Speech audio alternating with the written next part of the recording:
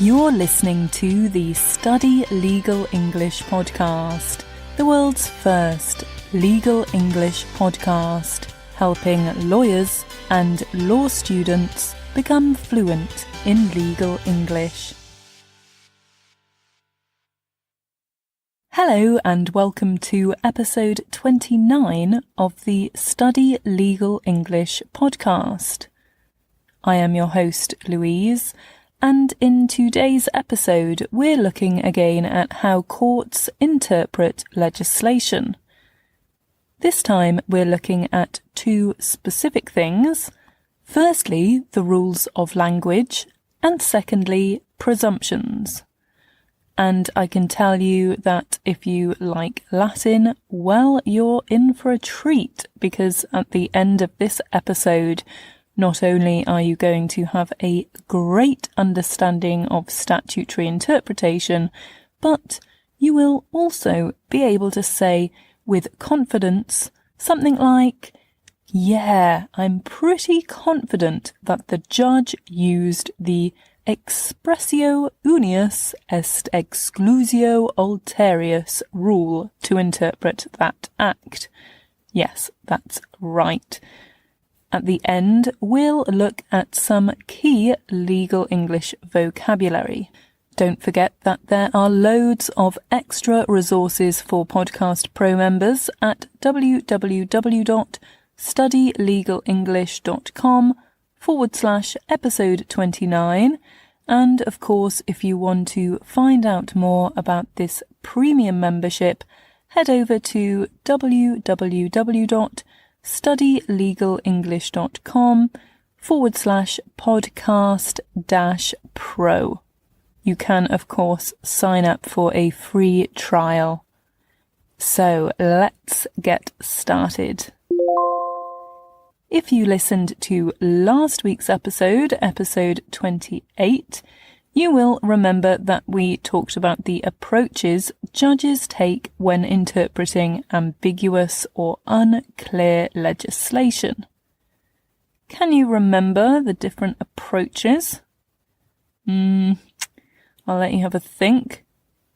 That's right. The literal rule, the golden rule, the mischief rule, and the purposive approach. And of course, they use aids to interpretation, both internal and external, to help them too. The next time you're presented with a legal problem, perhaps you're in litigation or you come across a new statute, why don't you take a minute to think about how this could be interpreted by the UK courts, depending on the approach they could take? And what about judges in your country? I'm interested to know about the approaches the courts take, so why don't you tell me by sending a comment to info@studylegalenglish.com. I'm always grateful to hear comments from listeners, so please do get in touch. So today, as I mentioned, we're looking at other tools judges can use when they interpret ambiguous laws. Firstly, there are the rules of language, and secondly, there are presumptions. Let's look at the rules of language first of all. Are you ready for some Latin? Well, there are three main rules of language which all have Latin names. Let's see if I can pronounce them.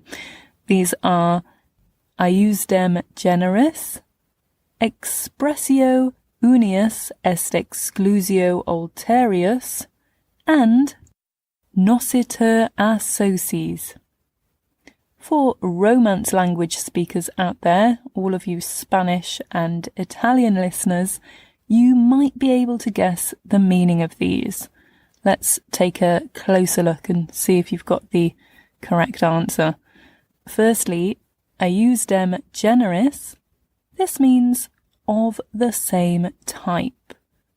The rule is that if a word with a general meaning follows a list of particular or specific words, then the general word takes a meaning from the list of particular or specific words.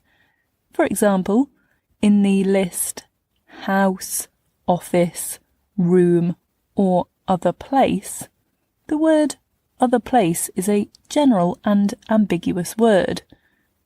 What can it include? In the case of Powell against Kempton Park Racecourse in 1899, following the Iusdem Generis rule, the other place was construed to mean an indoor place, because all of the particular words in the list, house, office, room, are all indoor places. So this list actually excluded outdoor places. Next, we have the expressio unius est exclusio ulterius rule. This means that to express one thing is to exclude another. This means that if we have a list of specific things within a specified class or type, this means that other things in this specified class are actually excluded. This will probably become clearer, I hope, if I give an example. In the case of the Crown against inhabitants of Sedgley in 1831, there was a list which included lands, houses, tithes, and coal mines. The court considered whether limestone mines could be included in this list, whether the list could be interpreted in a way as to include limestone mines.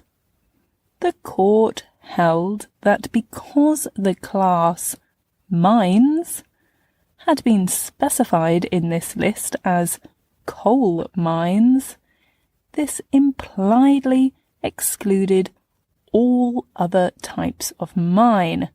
Therefore, limestone mines were not included in this list. The list could not be interpreted in a way as to include limestone mines. You're probably thinking, what are coal mines and limestone mines? Well, coal is a fossil fuel which we extract from the ground in these big mines. Limestone is a natural resource. It's a type of rock which we also extract in these big places called mines. Limestone is used normally in buildings. Next, we have the rule of nociter a socies. This means known by the company it keeps. And basically what this means is that the ambiguous words or phrases can take their meaning from the other words around them and in the context of the list. For example, in the case of Mur against K in 1875, it was held that a cafe could be considered as a place for public refreshment, resort, and entertainment. The word that was being challenged was entertainment, but the courts interpreted this in the context of the other words to mean the reception and accommodation of people and not just musical entertainment, not a much narrower interpretation. So, those are the 3 rules of language. Have you forgotten them already? Okay, they are Iusdem Generis, Expressio Unius est Exclusio Ulterius, and Nociter a socies. Can you remember exactly what they mean? Well, let's give it a try. What is Iusdem Generis? It means of the same type. What is Expressio Unius est Exclusio Ulterius?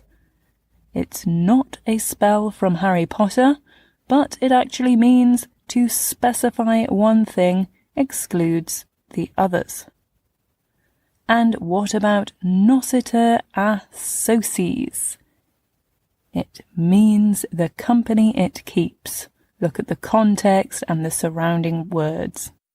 So let's move on to presumptions.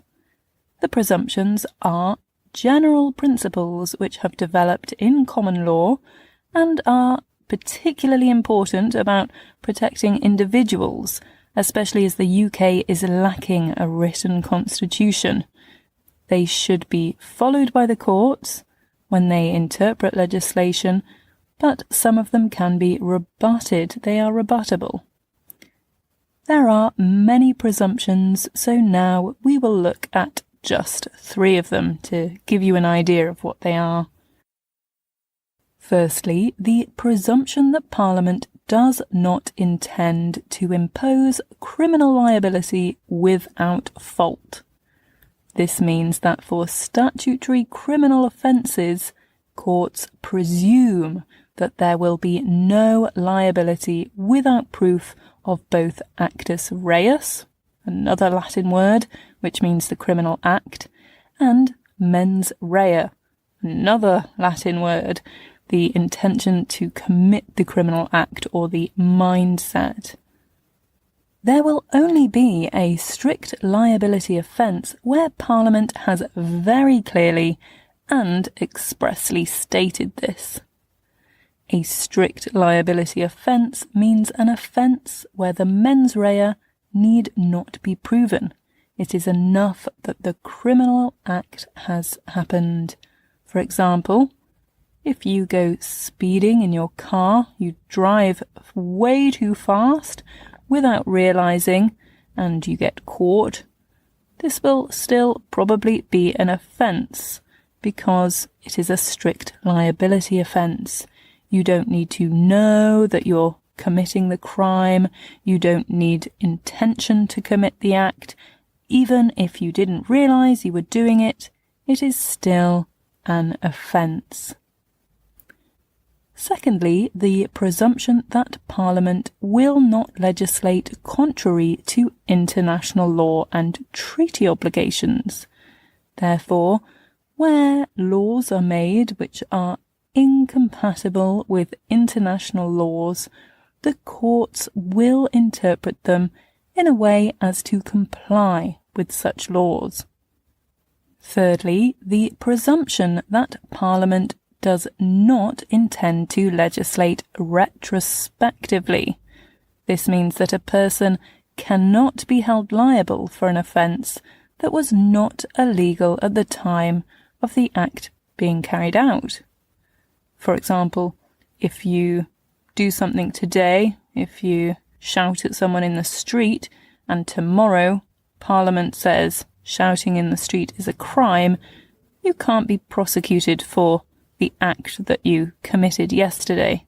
One exception to this rule is the ability to prosecute an act of atrocity committed during World War II under the War Crimes Act 1991.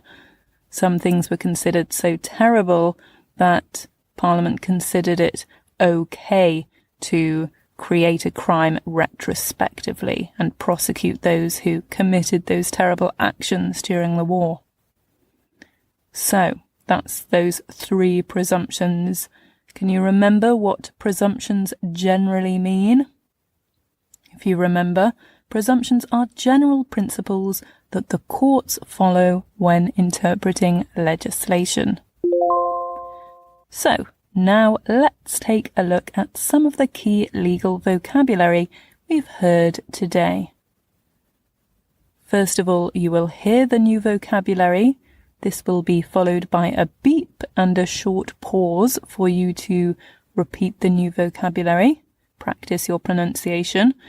Then there will be a definition, and this is followed by an example sentence of how you can use this new vocabulary in practice. Then there will be a beep and a short pause for you to repeat this example phrase. So let's go. Number 1. Construe. To construe means to interpret the words of a legal text, such as an act, and then translate this meaning into legal rules. Example, repeat after the beep. The judge construed the words other places to mean indoor places.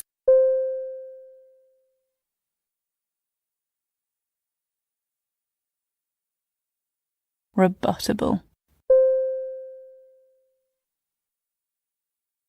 If something is rebuttable, it means that a contrary argument or proof can defeat or remove the effect of the original point or argument.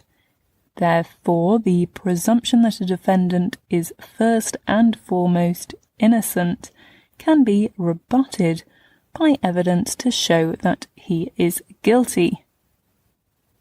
Example, repeat after the beep. The defendant rebutted the claimant's allegations by proving that they were false.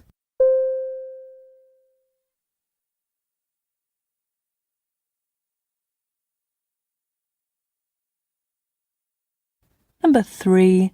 Expressly. In legal English, if something is done expressly, it means it is clearly, directly, and intentionally stated. It is not ambiguous in any way. Example, repeat after the beep. The Act expressly states that this is a strict liability offence.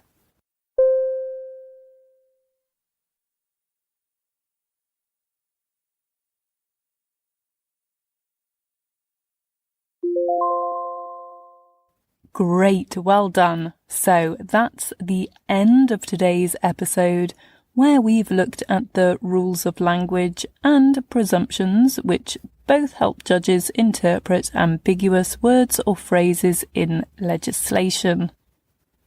If you want to learn more legal vocabulary from this episode and even test yourself with a very fun quiz, you can do so as a Podcast Pro member, and you can find out more about this at www.studylegalenglish.com/podcast-pro.